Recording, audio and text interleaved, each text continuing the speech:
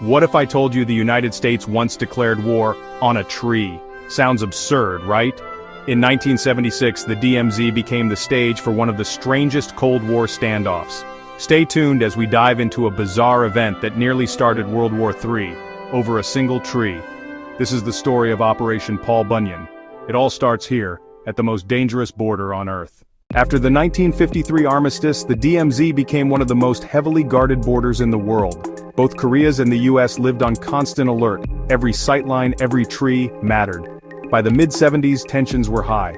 North Korea was unpredictable. The US had to show strength. Panmunjom, the joint security area, was a razor's edge where small moves could be deadly.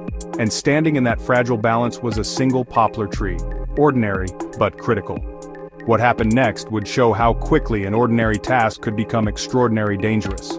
August 18, 1976. A routine pruning changed history.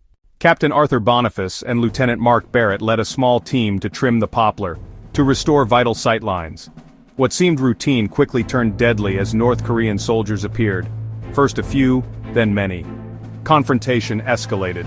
When Boniface ignored an order to stop, violence erupted. Captain Boniface and Lieutenant Barrett were beaten to death with clubs and axes. The rest barely escaped. The world was shocked. This was an act that demanded a response. But what kind? President Ford and U.S. commanders had a choice: full-scale attack or a measured show of force. They chose a middle path, overwhelming deterrence, but without firing a shot.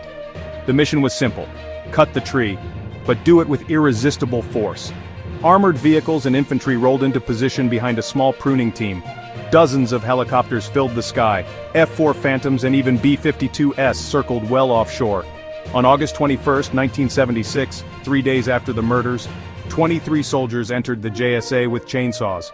For 45 tense minutes the chainsaws roared while overwhelming firepower watched from every angle. North Korean troops observed and did not intervene. The tree came down without further bloodshed. The message was clear: the U.S. would respond decisively, even to something as small as a tree. Operation Paul Bunyan became a textbook example of psychological warfare and deterrence, a gamble. It worked. The crisis ended without a wider war. North Korea stood down. The crisis faded, but the lesson lingered. Sometimes strength is shown without pulling the trigger. Today, the story of the tree remains a strange reminder of Cold War brinkmanship. Was Operation Paul Bunyan brilliance, or a dangerous gamble? Tell us what you think. If you love Untold history, subscribe and ring the bell for more. Thanks for watching.